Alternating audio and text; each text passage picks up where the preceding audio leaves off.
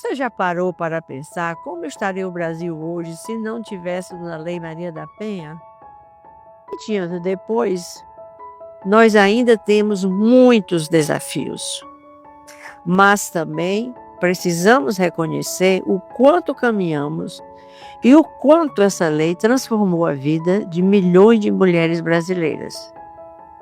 Ao mesmo tempo, esta data não pode ser apenas uma celebração. Os 20 anos da Lei Maria da Penha precisam ser também um momento de renovação de compromissos. O Legislativo tem um compromisso de preservar a essência desta lei, impedindo retrocessos e rejeitando propostas que possam enfraquecer os direitos conquistados pelas mulheres brasileiras. O Executivo tem o compromisso de tirar a lei do papel, com orçamento adequado e políticas públicas permanentes. Porque sem orçamento não existem políticas públicas. Não existem centros de referência, não existem campanhas educativas, não existem capacitações, não existe rede de proteção.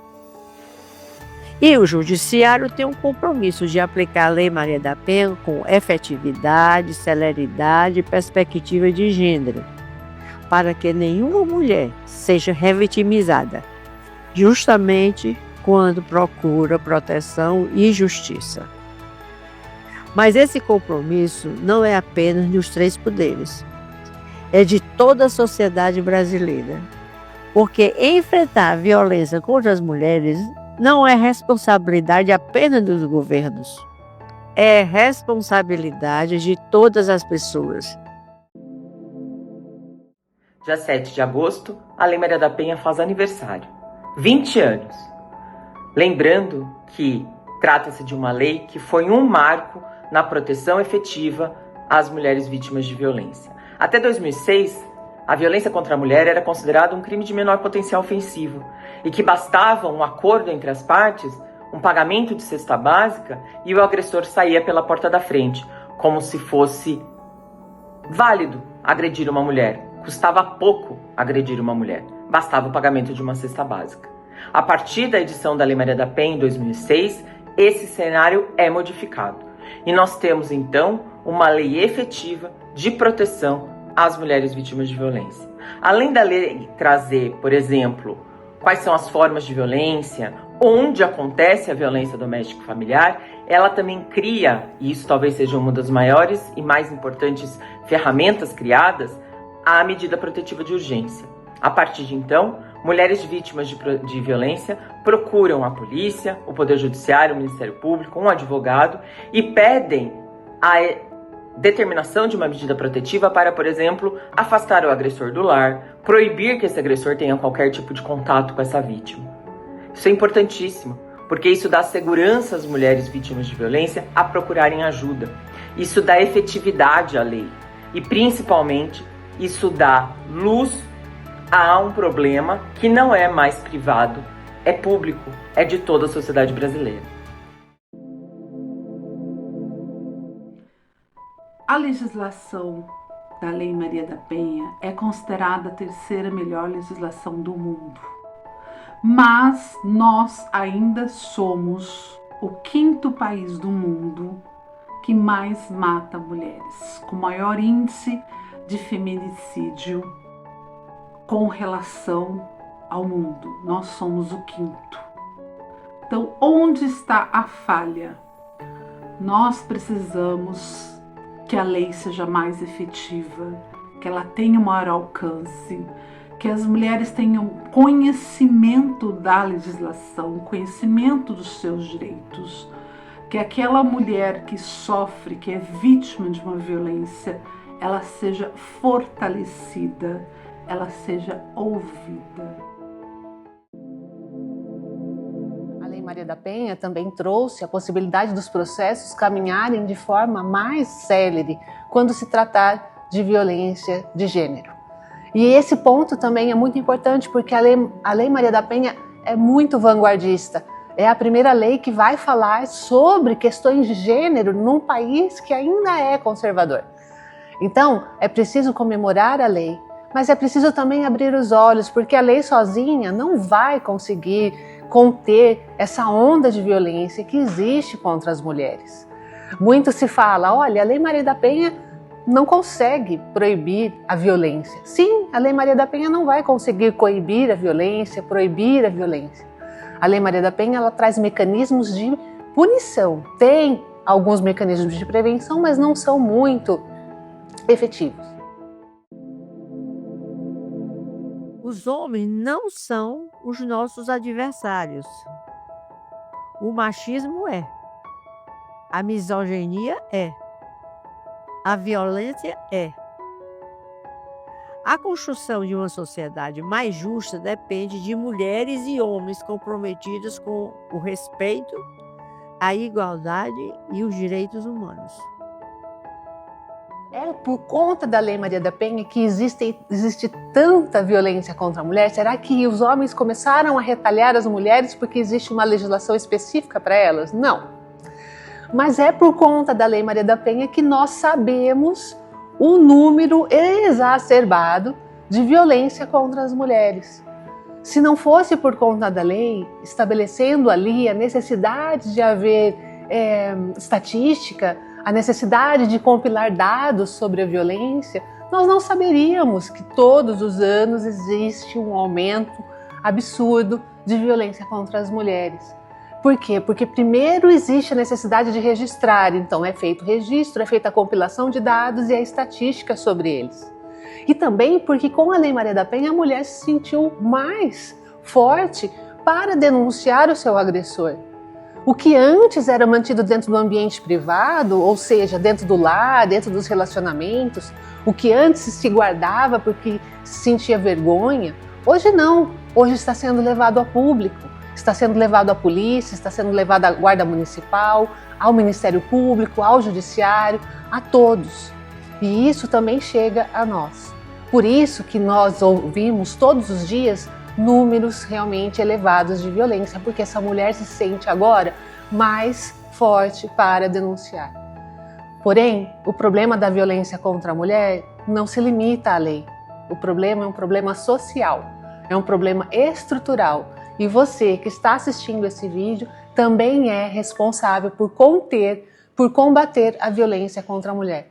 Não permita que diálogos, conversas, piadas aconteçam sempre menosprezando o sexo feminino ou a feminilidade. Sem dúvida nenhuma, os números são alarmantes. Quando a gente verifica as estatísticas de violência doméstica e familiar ao longo dos anos, esse número só vem crescendo.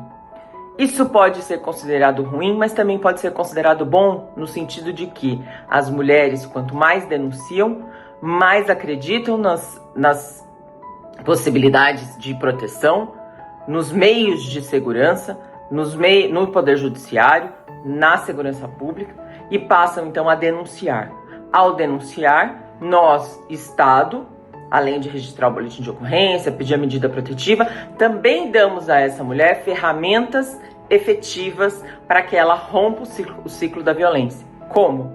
Por meio da rede de apoio, da rede de proteção, que também é do Estado, sem dúvida nenhuma.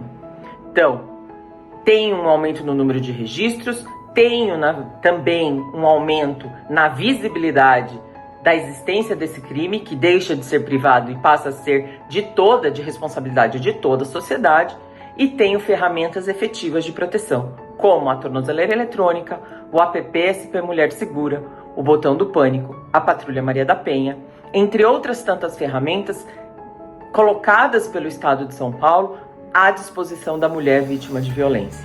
Não basta a segurança trabalhar em prol da mulher. Nós temos que nos unir. Segurança, saúde, educação, assistência social. E isso tudo junto também com a Lei Maria da Penha nos protegendo, faz com que as mulheres se sintam seguras, tenham uma maior proteção e, principalmente, consigam romper o ciclo de violência para que um crime mais grave não aconteça. O Estado de São Paulo se preocupa com a proteção da mulher há muitos anos. Desde 1985, em que foi criada a primeira Delegacia de Defesa da Mulher do Brasil e do mundo. o Estado de São Paulo é pioneiro na proteção das mulheres. A Lei Maria da Penha é a lei que estabelece quais são os tipos de violência que assola o público feminino, que é a maioria no país.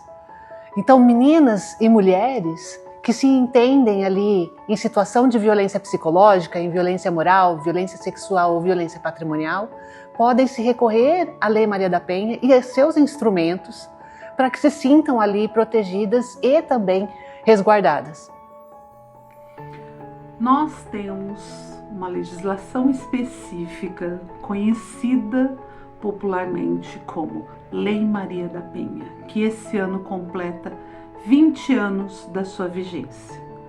Dentro dessa legislação específica, há vários direitos, há várias sanções, especificações do que seriam essas violências, que no caso são 5 tipos de violência doméstica contra a mulher: a violência patrimonial, a violência moral, a violência sexual, a violência mais conhecida pela maioria, e muitos acham que violência doméstica é só essa violência, que é a violência física, e a violência mais silenciosa, a violência que mais é encontrada quando nós conversamos com as vítimas, as quais muitas sofrem por anos, sem ao menos se identificar como vítima e sem identificar que sofrem esse tipo de violência,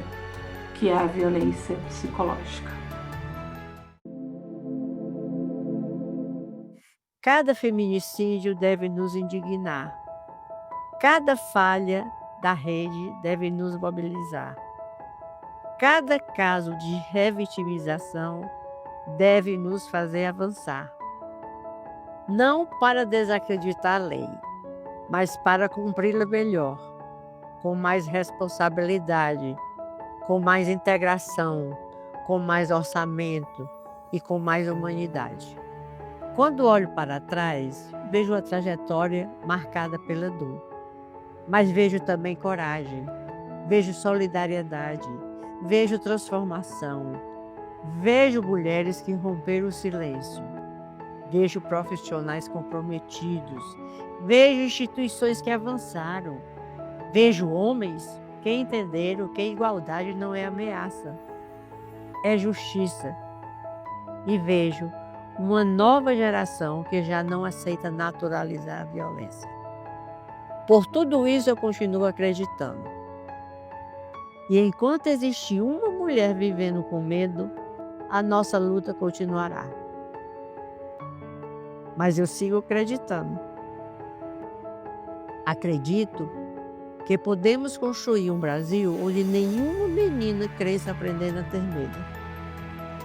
Um Brasil onde nenhuma mulher seja deixada para trás. Um Brasil onde a violência contra as mulheres não seja tolerada, naturalizada ou justificada. Um Brasil que honre os 20 anos da Lei Maria da Penha, não apenas com palavras, mas com ações concretas.